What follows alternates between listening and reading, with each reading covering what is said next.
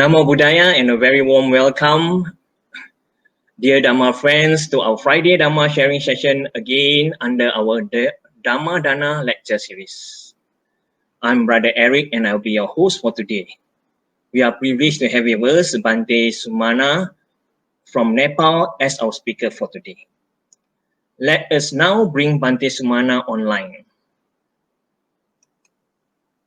Soki Hotu Bhante and welcome to our Facebook live page. Thank you.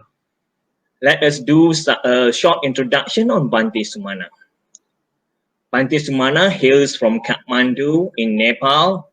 He then moved to Sri Lanka at the age of 12 and was ordained as a Theravada Buddhist monk at the Vidya Lankara Pirivena in Kelaniya, Sri Lanka. Bhante obtained his Upasampada in 2010. Bhante obtained his Bachelor's of Art in Buddhist Studies from the University of Peradeniya in Sri Lanka in 2012 and has also obtained a Master's from the University of Hong Kong. Bhante is currently pursuing his PhD at the University of Hong Kong. Today's topic is entitled Upekha Paramita, the cultivation of equanimity. With that, we welcome Bhante Sumana to deliver today's Dhamma sermon. Bhante. Okay, we may begin the program with paying homage to the Buddha. Namo tassa bhagavato arahato samma sambuddhassa. Namo tassa bhagavato arahato samma sambuddhassa.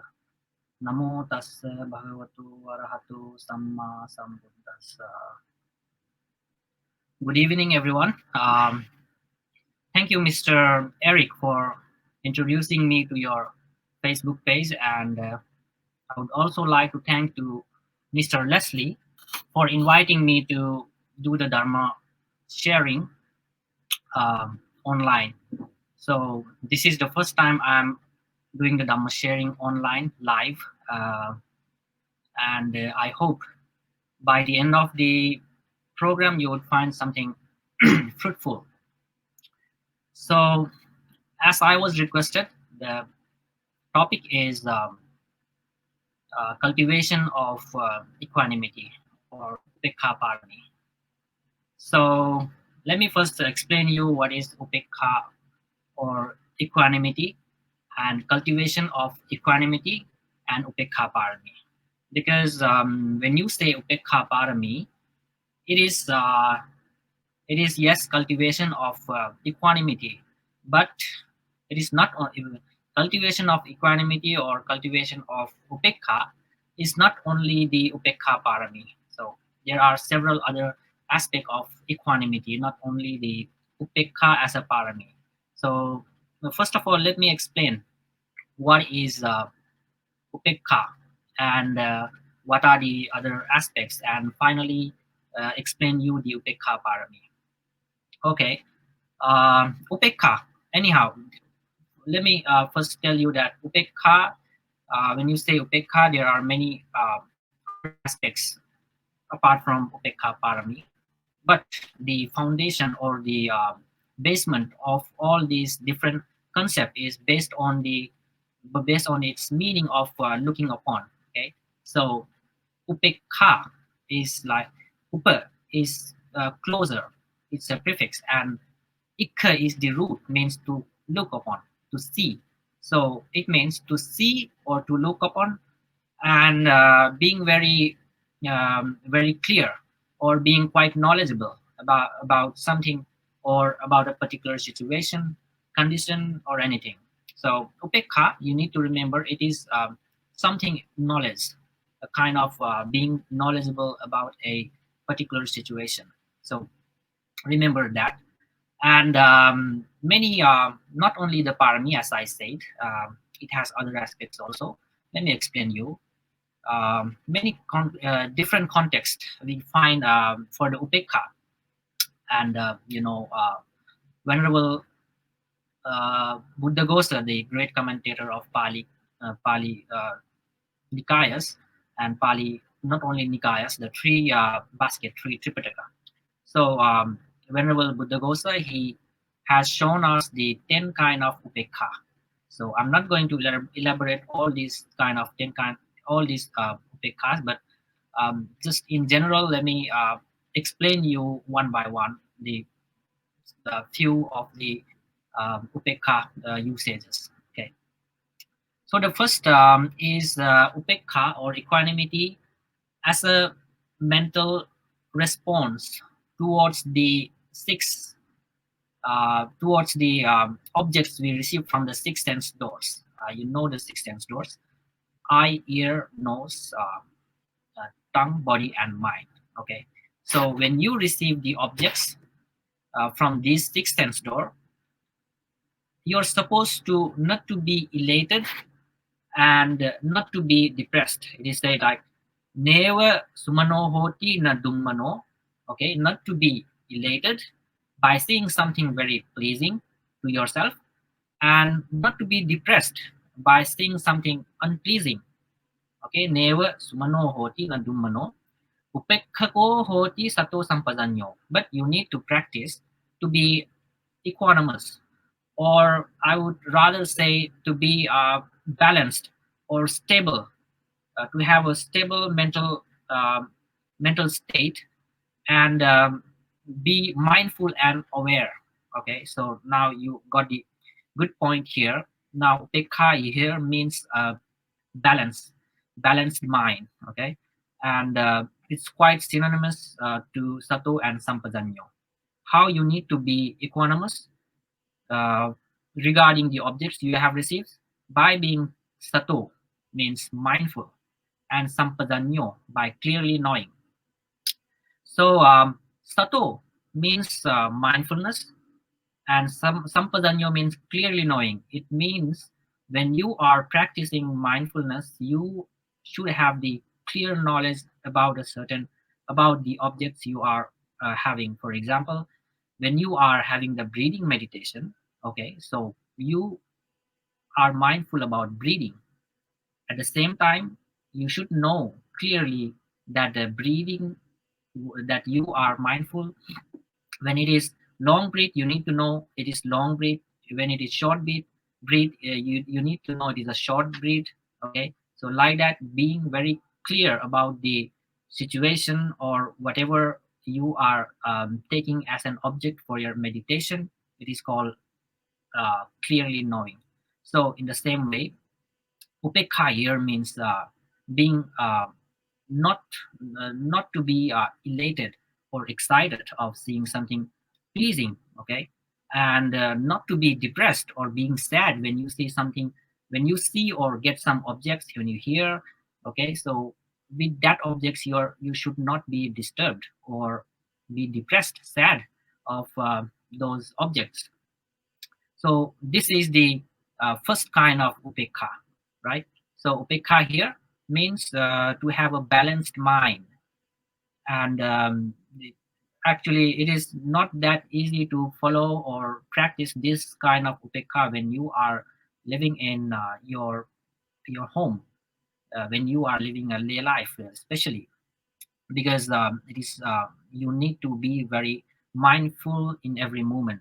So that is why we encourage to you to go to a meditation retreat for for a week, or for 3 days, or couple of weeks, or 10 days, like that. So during that time, you can practice this, not to get elated of your objects, and not to get depressed of any objects you receive. Be make like making your mind very stable.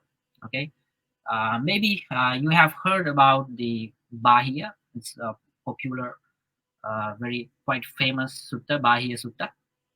And once the Bahia, okay, so Bahia wanted to listen some Dhamma words from the Buddha, and he walked from a certain place to the Jetavana, and it was already few hundred miles away from where he is residing. So once he arrived to the Jetavana, he asked the Buddha to preach the Dhamma, and the Buddha instructed him just few words. Okay, you say, in scene, it is just a scene. Okay, it means Okay, he says, okay, Bahia, you need to train yourself in this way.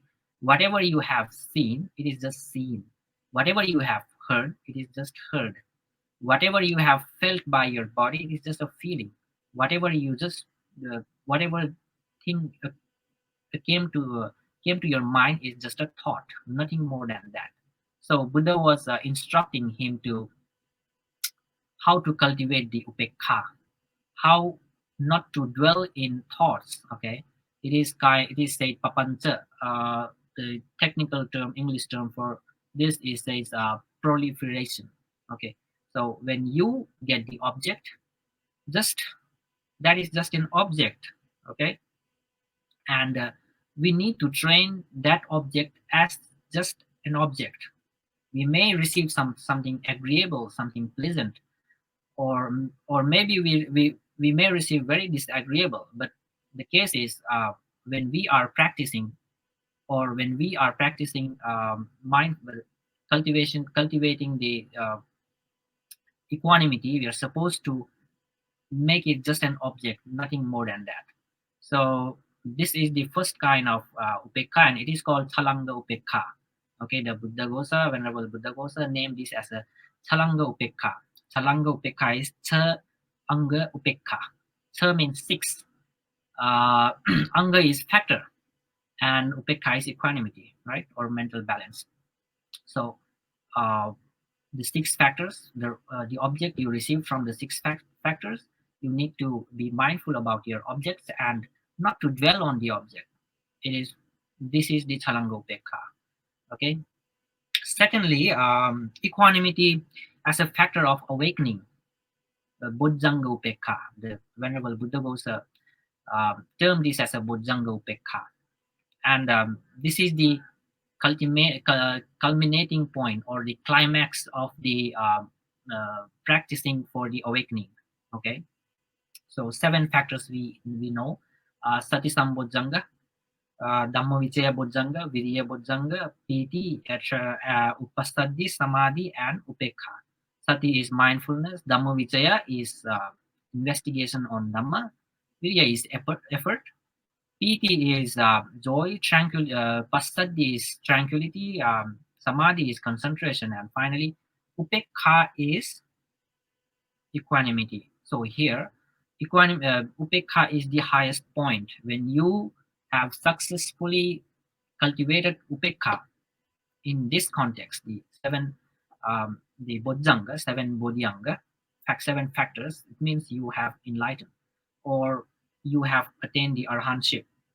So here, what Upekha means is also the mental balance. You're making your mind very stable, not disturbed by any objects or anything. And here it means the mentality that you will have, um, you will gain after seeing or after realizing the things, uh, realizing the reality of the things, or the truth of the things. When you see the things as they are, it is called yatha bhuta. You see the things as they are, then you will have this Bojjhanga upekha, equanimity as a factor of awakening. So here, the things as they are, to see the things as they are means to realize the three characteristics of all phenomena in the world. They are anicca, impermanence; dukkha, unsatisfactoriness or suffering; and no self, anatta. So when you have realized these three things, you will have a certain knowledge. Your mind will be very stable, and that stableness, or being your mind, making your mind well balanced with a complete knowledge, will perfect knowledge, then you will have upekha is as a knowledge. So through this, when you have the yathabhuta jnana, knowledge of seeing the things as they are, okay, you are particularly detached towards people and things. You have no attachment towards things and people. So this is the significance of equanimity. in relation to the enlightening factor. This is the seventh one. This is the highest one. Means once you have cultivated, like this is when you cultivate sati mindfulness, then you will cultivate Dhamma Vicaya, like step by step. And when you have reached this to this level, to upekha level, it means you have attained the arahantship. Okay, so this is the second one. Let me explain you now the third one, upekha as a feeling, right? It is mostly we can see in Abhidhamma, we find five kind of feeling, right? The first is sukha vedana. It means pleasurable physical feeling. The second is dukkha vedana, is unpleasing physical feeling that makes you hurt or anyhow unfeeling. The third is adukha masukha vedana, means your feeling is neither your physical feeling is neither um, pleasurable nor unpleasing. Okay, it is neither agreeable nor disagreeable. It is also it's a feeling, the physical feeling. And the fourth one is somanasa vedana, means no, the fourth one is yes. Fourth one is somanasa vedana, means agreeable mental feeling. Domanasa vedana is disagreeable mental feeling, and the last one is upekha vedana. It is equanimous mental feeling. So here, equanimous mental feeling is not considered as wholesome or unwholesome. It is just an equanimity. Okay, there is nothing to cultivate. So that is why I said uh, upekha necessarily does not mean upekha parami. Upekha have the meaning of upekha has several other meaning, right? So upekha as a feeling here is neither wholesome nor unwholesome. It is just a neutral feeling. And for example, when you are walking on the street, you will see vehicles or you will see unknown people. Nothing you will feel towards them. So that kind of feeling, it is called upekha sahagata vedana, upekha vedana. Okay. The next one is vipassana upekha. Vipassana upekha is it's a equanimity as a result to development of insight. When you develop the insight or when you cultivate insight, vipassana, you will have the mind. You will have the mental state of equanimity. So let me explain in this way. Earlier, I explained Bojjhanga Upekha, the equanimity regarding the factors, the enlightening factors or awakening factors. So now this is Vipassana Upekha, the insight Upekha. Okay. So the earlier one will make you attain Nibbana, but this one does not mean that you have to attain Nibbana to have this Upekha. It is the thing that this is also the a kind of certain knowledge that makes your mind very stable, or you will have a, right view, samadhi. In Mahavyuha Sutta, you know, it is said that when you have the upekha, uh, vipassana upekha, okay, the equanimity regarding the development of insight, after you have the equanimity when you develop your vipassana, so at the time uh, the wrong view you had and the wrong opinion you had will disappear. This is the special characteristic of the upekha, vipassana upekha, right? For example, there is a beautiful sutta called Abhayaraja Kumara Sutta and Upali Sutta. Many of the sutta actually who used to have a hold wrong view, and after listening to the doctrine of the Buddha, they arise the Dhammachakku. So when Dhammachakku arise in them, it means they have attained the Sotapanna at least, right? So there is one instance in Vinaya.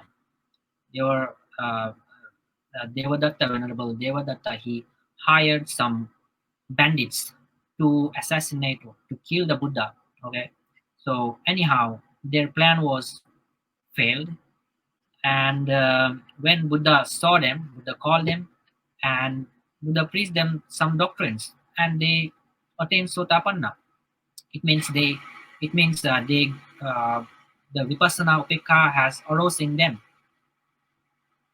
So this is the thing. Vipassana Upekha means uh, you will have a certain insight or wisdom, and due to that wisdom your mind will be perfectly stable.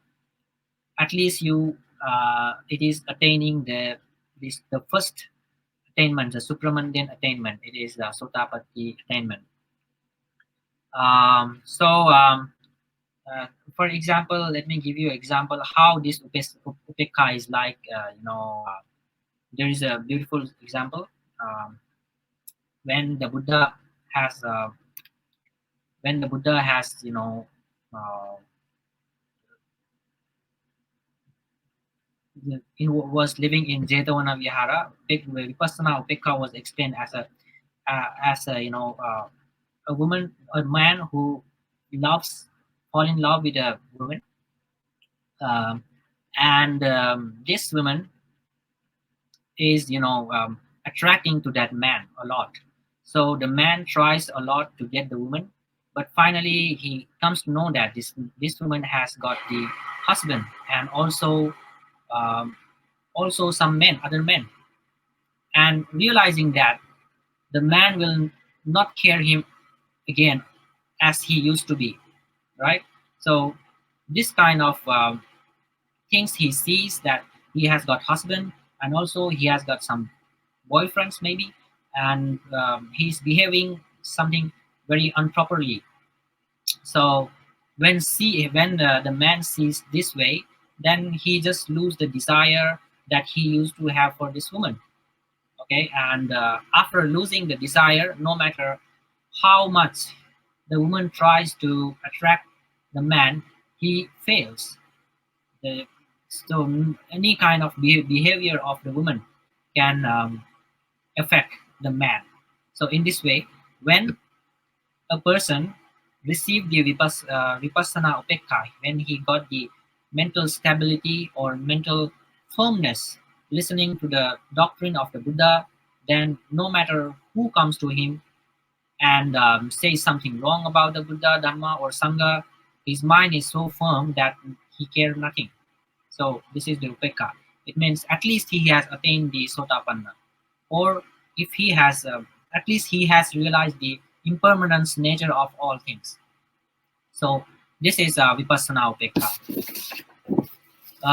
The next is jhanupekha. Jhanupekha is the jhana. It's a concentration. When one meditates, then he attains jhana for a long time. Especially we find many doctrine about jhana in Abhidhamma, and upekha is considered as the fifth jhana of fine material, rupa vachara loka, rupa vachara dhatu. Okay, so when one attains the rupa vachara dhatu in the fifth jhana, uh, it is said he has got the upekha level of concentration. It is upekha sahagata ek, ekagata sahita panchama jhana. Like first, second, third. The first level he has not yet attained the upekha level of concentration. Second, third, fourth, and in the fifth he attains the upekha level of concentration. This means his concentration is very strong, very balanced. His mind is very balanced, and he lives in happiness. It is said upekkako satima sukha vihari. When he attains this level of concentration, then he lives in sukha vihari, means lives in happiness, dwells in happiness. His mind is very equanimous, very stable, well balanced. So this is the eighth. This is the another type of upekha. So it is related to jhana. Now we have known upekha as the mental response towards the objects received from 6 sense doors. The first one I explained, and Bojjang Upekha as the equanimity as a uh, object. No, equanimity as a result of uh, gaining the 7 kind of enlightening factor, and I explained the vipassana upekha. It is the mental quality or mental stableness that you get it from developing or cultivating inside. Okay, and finally I explained jhana upekha, also vedana upekha. So the now, what is upekha parami? Upekha parami is referring to the upekha in the context of Bud- uh, Brahma Vihara Upekha. Yeah, we have Metta, Karuna, Mudita, Upekha.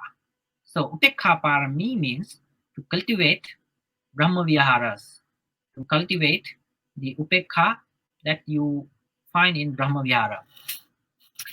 Uh, Upekha here actually is referring to the nature of attitude towards the people and all the beings. Okay, so when you upekha, equanimity means to be equal, or equal attitude, having equal attitude towards all the beings and the all the living beings in the world. Okay, so that is the upekha parami.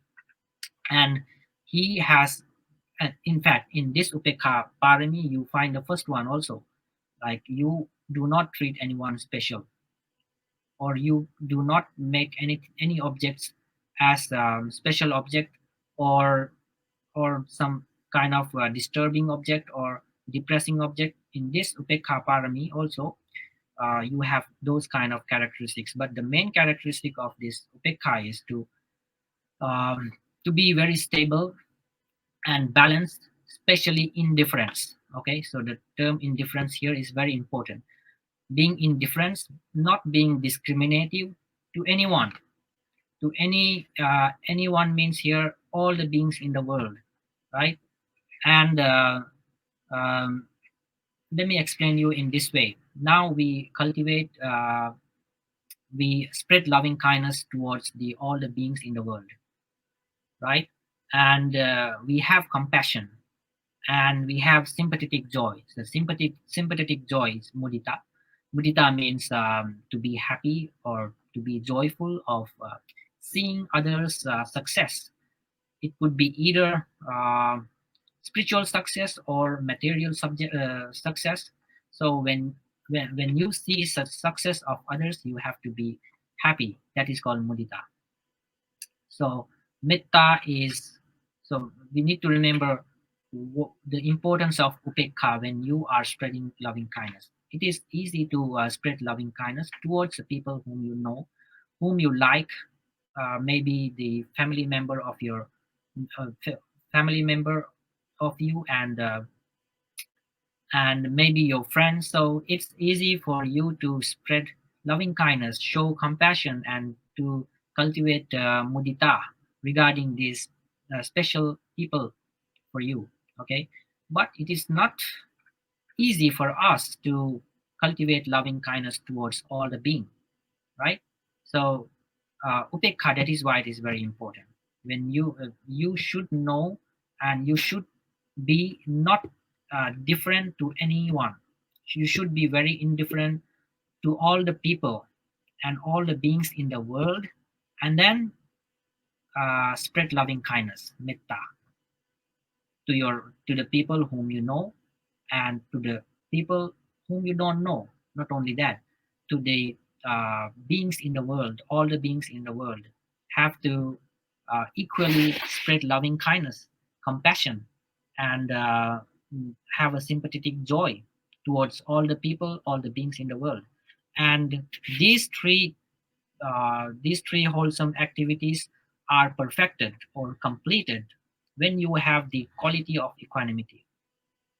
When you lack uh, equanimity, means the cultivation of metta, karuna, mudita, these are incomplete. To make this, to make your cultivation complete, what you need to have is upekha. That is why, in suttas you find to cultivate these all four together. But normally, what we mostly focus in Theravada countries, we normally focus metta, right? Loving kindness. And in the country you find Mahayana Buddhism, they have focused karuna, compassion. So anyhow, it's good to have to cultivate loving kindness and compassion, but we should not remember the rest of the other two, the mudita and upekha. So because once you lack upekha, then the loving kindness and upekha, then loving kindness and karuna, compassion are not complete. So that is why it is said it is very important for us to uh, cultivate upekha, and how it should be cultivated. So this is the question. You need to uh, cultivate this when you are doing meditation of loving kindness. Then of course you need to remember all the beings in the world and then spread. At the same time, specifically cultivating upekha is not easy. So how you need to cultivate is, you need to think of two people. So one person could be the person whom you like a lot, whom you love a lot. Okay, it could be your mother or father or your child or your best friend. Okay, so your wife or your husband, and at the same time think about someone who who is harmful, say your enemy or anyone. Okay, a hateful person. So you need to think about these two people, and then when you are thinking about one person, the loving person, then you need to analyze why you are loving, what is the special thing.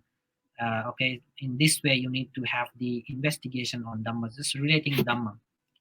And at the same time, you will also think about a hateful person, why you really hate him. So what is the difference between them? And think more, go further, know that these both of them are made of five aggregates. They are here in samsara. It is not that your friend needs compassion more, loving kindness more, and your enemy needs compassion lesser. Okay, so this is not the case. Both of them equally needs loving kindness, compassion, and both of them are um, you know dwelling in samsara, and which we all try to get rid of, right? So we need to have compassion together equally. So in this way you need to think about both of them, and think more and more. It is called Dhamma Vicaya. Okay, you need to think relating the Dhamma from the basing on the Dhamma, not from basing on your uh, individual perspective. So you need to base on the Dhamma and think both of them. And finally, the thing is you find that both of them are same. You will find the sameness of these two people. So after you find the sameness, you will realize, okay, you need to spread loving kindness together. You cannot have hatred to anyone, or you cannot have so much special love or treat in special privilege. That is the thing, what you call upekha parami. That is why the Buddha is said to now upekha is one of the Brahma viharas. Okay, it means these qualities are possessed by the Brahma. But in Jivaka Sutta it says, if you compare upekha or all these Brahma vihara, uh, compare between the Buddha and the Brahma himself, then Brahma cannot compare these four Brahma viharas with the Buddha. It is because the Buddha has um, no defilements. He is free from all defilements. No unwholesome roots, free from greed, aversion, and delusion. So due to this quality, the Buddha's uh, Brahma Vihara is so higher. In fact, it is incomparable, right? So, on the other hand, we also need to understand upekha upekha as a synonymous to patience, khanti. Okay, so Brahma Vihara upekha here is also synonymous to khanti. It means patience, because um, because as I said, upekha is being indifference towards all people. When you are saying indifference towards all people, you cannot have anger to anyone, right? So in this case, in this reason, Brahmavihara upekha is synonymous to patience. And as I found, there are some suttas like Punnovada, Kakachupama, right? Punnovada Sutta. These are popular for patience, but you don't find any word for patience here. They have the Pali text composers. They have used upekha instead of patience. You may have heard about the Punnovada Sutta. Punna, who is coming from Sunaparanta, far away from India, ancient India. He goes to India, ancient India, for business, and accidentally he hears some words of the Buddha, and he decided uh, to to be a monk, and he became a monk. He practiced the doctrine, and by the end of the practicing, you know, after some time, he attained nibbana, attained the arahantship. He went to the Buddha and asked permission to go back to his home country to spread the Dhamma. And Buddha said, well, Punna, it is quite dangerous for you to go back because people in your home country are rude and cruel. They will not welcome you. They will definitely um have welcome you with a verbal abuse, with blames. Then the Punna said, it's okay, Venerable Sir, they are kind enough, because because at least they welcomed me with bad words or blaming me, abusing me. So it's okay, they are kind, they did not strike me with your hands.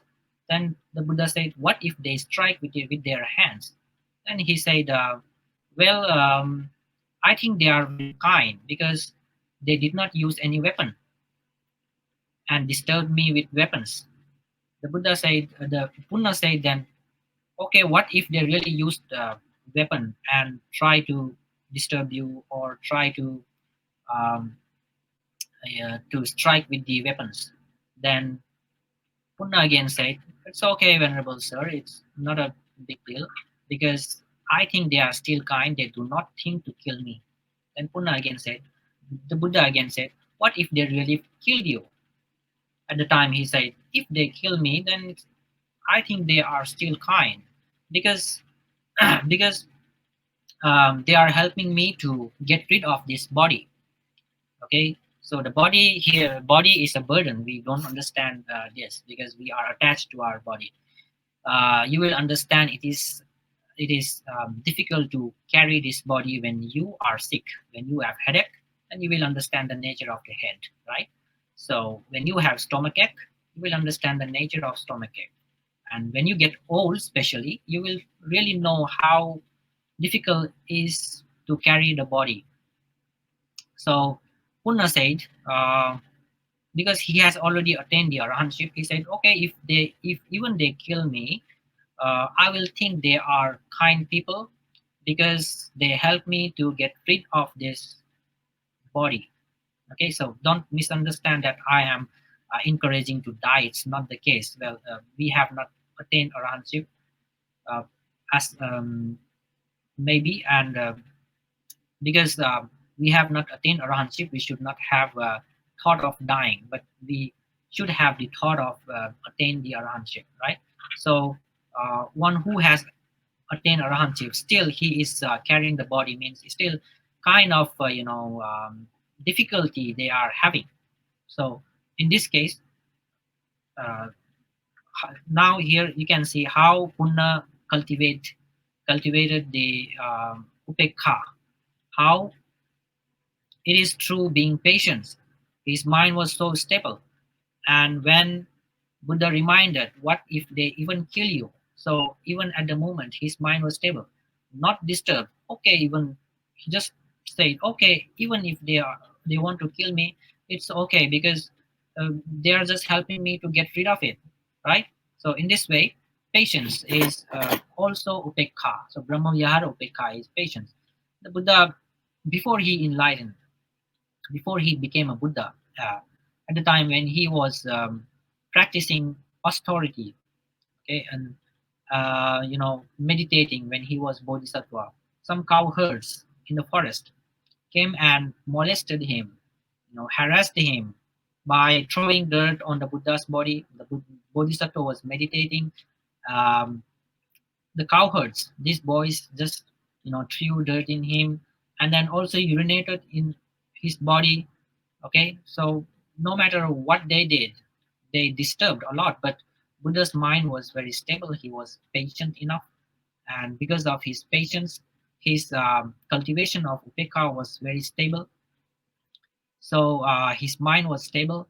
He was cultivating brahmavihara upekha even that time. So in this way we need to understand uh, cultivation of patience or upekha parami as the concept or the practicing patience, right? So I think, okay, uh, seeing these few words, I could end the Dhamma preaching now, and maybe you have some question we could answer for it. uh, is upekka factor important for beginner in their medicine practice? Yes, it is important. Like we need to but I'm not sure what you are referring upekka when you are meditating, because if you are referring to this as a jhana upekka, as I explained, then it is not that important, because jhana upekka there refers to very concentration, so it is a result in that context. So we do not need that kind of level of jhana. Okay, so when you are doing meditation, yes, especially when you go for meditation retreat, what you are practicing is to cultivate upekha in the sense of chalanga upekha, the first one I explained, right? So when you are practicing meditation, you should try to be very you should try to make your mind stable. you know um, when, for example, when you are uh, doing breathing meditation, your back is quite straight, and your legs are crosswise. So maybe after some time you get back pain, right? And that is also a kind of object when you know it that your back is paining. So at the time, what you just need to do is to be aware. That is called sati sampajanya of your back. And because of the paining, you should not get depressed of the paining. You just need to be very equanimous of in regard to that, right? Very equanimous, to be stable, not to be depressed or not. That is the upekha. And also, when you are practicing upekha in terms of brahmavihara, practicing metta mindfulness, and when you are practicing for compassion and mudita, so of course, as I said, upekha is very important. Without upekha in that context, when you are practicing loving kindness, without upekha, it is incomplete. So to make your meditation on loving kindness or meditation on your breath, so upekha is an important factor. Yeah. So, but if you say in terms of jhana, well, it is a result of concentration. So at the time yeah, it's good to have such a high level of concentration, but to for us as a beginners, it's not that necessary. So in terms of for Brahma Viharas, yes, upekha, you need to have upekha to make your meditation on loving kindness and compassion, and also sympathetic joy. You should have upekha, so that it will make your meditation complete or perfect. I think I answered your question. is Upekha in Bojjhanga same as the Upekha in Vipassana practice? Uh, no, it is quite similar, but not the same, because Upekha in Bojjhanga, the result is Nibbana. Once you have the Bojjhanga Upekha, it means you have attained Nibbana. You are Arhat. And Vipassana Upekha means you have realized a certain truth. Okay. So, for example, uh, to attain the Bojjhanga Upekha, uh, you need to have realized the anicca, dukkha, anatta, impermanence, suffering, and no self. Right. But for Vipassana Upekha, even when you realize one upekha, impermanence, then that is also inside. When you have not understand, I'm not talking about intellectual understanding. Intellectual understanding is not the same with wisdom. Okay, so when you have fully realized the uh, characteristic or the nature of impermanence of all the phenomena, you have a certain kind of wisdom. It is called Dhamma Chakku. The Dhamma Chakku arise in you. Dhamma eye arise in you. It means you have attained Sotapatti. When you attain Sotapatti, it is therefore Vipassana Upekha, right? So Vipassana Upekha necessarily does not mean that you have attained Arahantship. But once you attain the Bojjhanga Upekha, you have attained Arahantship. In Vipassana Upekha, it is okay.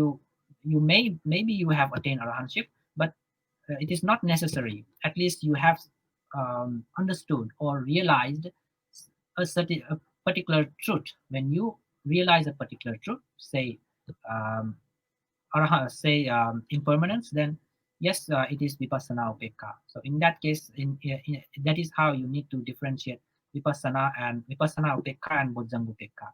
Bojjhanga Upekha is enlightening or being Arahant. Vipassana Upekha is a little maybe lower, or maybe even Vipassana Upekha, if you have really realized this anicca, dukkha, anatta, all these things very well, then it leads for attainment of arahantship. But if you have realized even at least one, then you have the vipassana upekha. But to attain the bojjhanga upekha, it is definitely being arahant. Yes. That's about all the Any other questions we have question? today, Bhante. Okay, thanks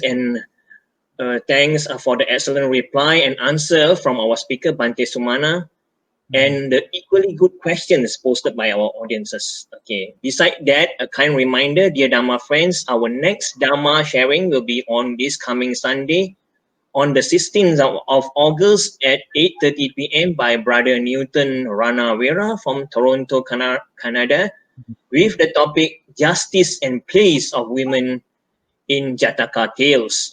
So, Dhamma friends, do remember to join us again this coming Sunday. Okay, so before we conclude, we would like to invite Bhante Sumana to share the merits accrued today with all the devas and our departed loved one, Bhante. Okay, please recite the gatha with me. Idang wo nyati nang hotu sukhita hontu nyatayo. Idang wo nyati nang hotu sukhita hontu nyatayo. Idang wo nyati nang hotu sukhita hontu nyatayo. Akasattha cha bhummattha devanaga mahiddhika punyantang anumoditva chirang rakkantu lokasasanang. Akasattha cha bhummattha devanaga mahiddhika punyantang anumoditva chirang rakkantu desanang. Akasattha cha bhummattha devanaga mahiddhika punyantang anumoditva chirang rakkantu mang sadati. Sadhu, sadhu, sadhu. Now we have come to the end of our Dhamma sharing sessions. Okay. On behalf of Buddhist Mahavihara, we would like to extend our highest thanks to Bhante Sumana, and also to our generous sponsor and to all our dedicated audiences. May all beings be well, peaceful, and happy. Sadhu, sadhu, sadhu.